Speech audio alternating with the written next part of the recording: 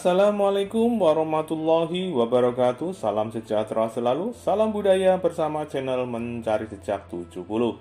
Kali ini kita akan mengunjungi, menelusuri sebuah tinggalan sejarah masa lalu, yaitu makam Rogocolo. Makam ini merupakan makam dari Kanjeng Raden Tumenggung Secodiningrat atau Kapiten Tanjinsing bertasik tahun 1760 sampai 1831. Makam ini berada di Tirtonirmolo, Kecamatan Kasihan, Kabupaten Bantul, Daerah Istimewa Yogyakarta. Untuk lebih jelasnya, mari kita lihat bersama-sama. Salam Rahayu.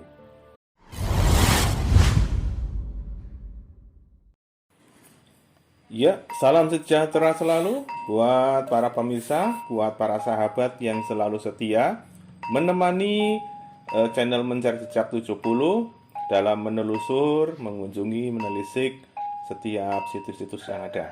Kali ini kita akan melihat sebuah makam unik, yaitu makam Rogocolo yang berada di sebuah dusun atau desa, yaitu Rogocolo, Tirtonirmolo.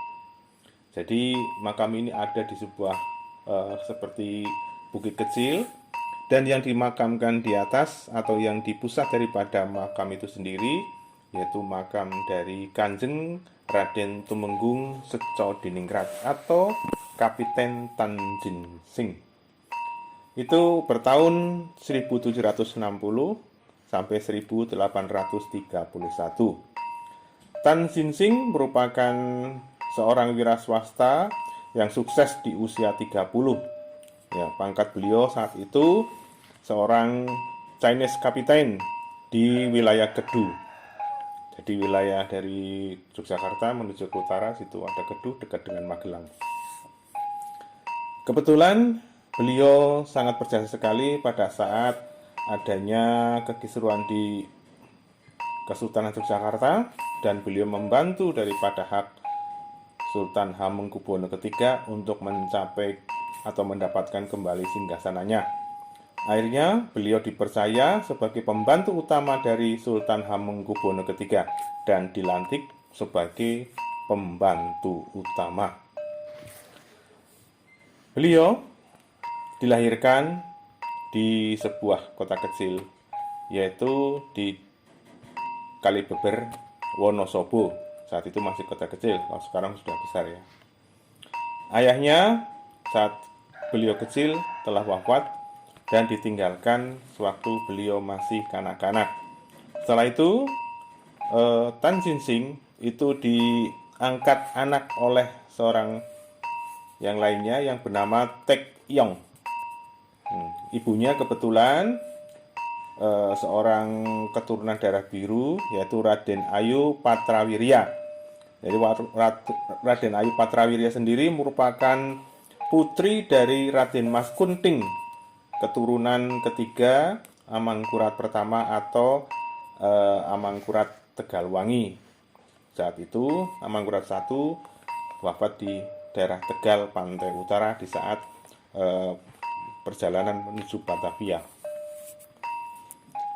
Yang lebih uniknya lagi adalah bahwa beliau itu mempunyai seperti jiwa kebangsaan yang ada 3. Artinya kesana kesini bisa, artinya beliau bisa bersosialisasi dengan kalangan atas, menengah maupun bawah. Ada acap kali orang-orang yang tidak suka kepada beliau karena beliau sendiri bukan keturunan asli bangsa Jawa, namun selalu dekat dengan orang Jawa dan orang Belanda, juga dengan orang Cina sendiri. Maka dipanggil sebagai panggilan Cina Wurung, Jawa ya tanggung, Londo ya durung. Artinya sebagai warga negara Cina juga gagal, sebagai orang Jawa juga tidak sempurna atau tanggung ya. Sebagai orang Belanda juga ora dadi. Artinya belum. Nah, itu artinya beliau ada di tengah-tengah. Sebenarnya beliau itu memang bisa membaur ya sebenarnya. Namun bagi orang-orang yang tidak suka dengan beliau, mengatakan beliau itu orang-orang yang tidak masuk sana, tidak masuk sini. Akhirnya posisinya membingungkan. Namun nasionalisme daripada Tanjinsing sendiri tertera sebagai orang Jawa pun diakui karena beliau sendiri sudah diangkat sebagai Kanjeng Raden Tumenggung yang merupakan pangkat dan derajat yang ada di Keraton Ngayogyakarta Hadiningrat. Namun pada saat terjadinya sebuah peristiwa pergeseran pemerintahan yang dilakukan oleh seorang patih, yaitu Patih Danorojo kedua. Ini terjadi kontradiksi dan intrik politik di dalam Keraton Yogyakarta yang akhirnya menjadi sebuah peristiwa-peristiwa yang sungguh luar biasa di dalam tubuh intern daripada Kesultanan Yogyakarta. Ini ceritanya lebih panjang lagi karena di sini kita hanya membicarakan masalah makam, maka kita fokusnya kepada makam. Beliau mempunyai 3 istri. Istri yang pertama yaitu wanita Tionghoa, peranakan setempat atau yang lebih dikenal sebagai Nyonya Kapiten. Yang kedua adalah wanita Jawa yang lebih dikenal sebagai Mas Ajeng Seco Diningrat. Dan yang ketiga adalah wanita Jawa lagi yang disebut dengan Raden Nganten Seco Diningrat yang merupakan putri Raden Dadang yang menikah dengan Bendoro Raden Ayu Kusumaningrum atau B. Siu Kai. Kebetulan beliau juga peranakan dari Tionghoa. Jadi Bendoro Raden Ayu Kusumaningrum itu nama lainnya adalah B. Siu Kai.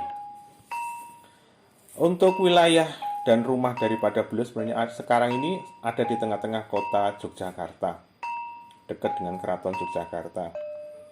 Namun di saat posisi ada di pemerintahan kolonial Belanda, wilayah Seco Diningrat atau rumah dan harta kekayaan Seco Diningrat yang ada di wilayah pusat kota Yogyakarta itu diberi ganti uang, artinya disuruh menyerahkan kepada pemerintahan Kesultanan dan diganti uang oleh pihak Belanda.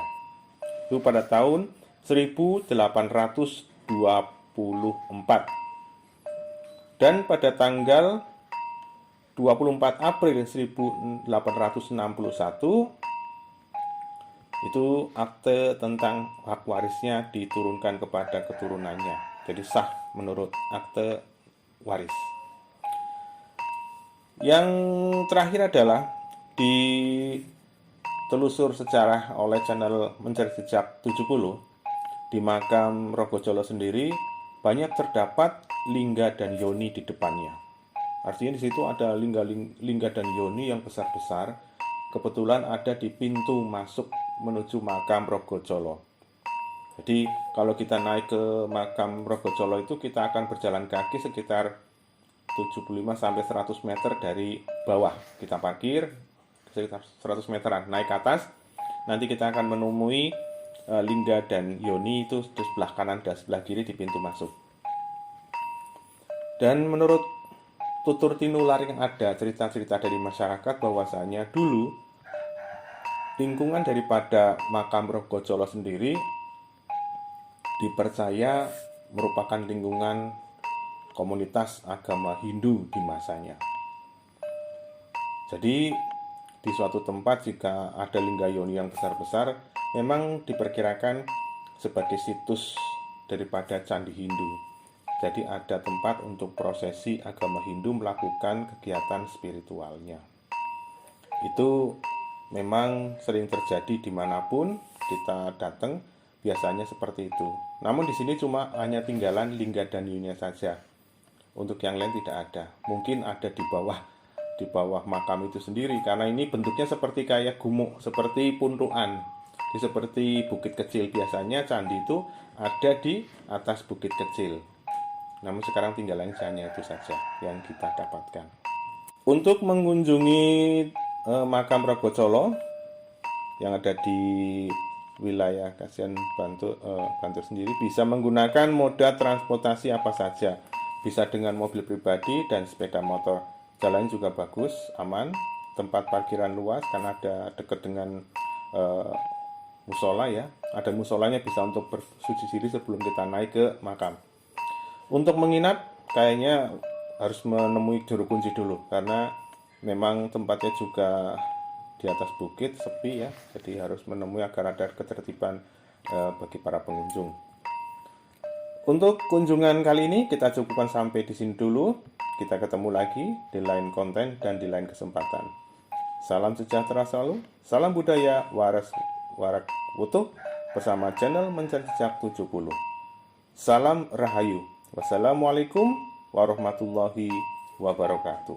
Salam kebajikan.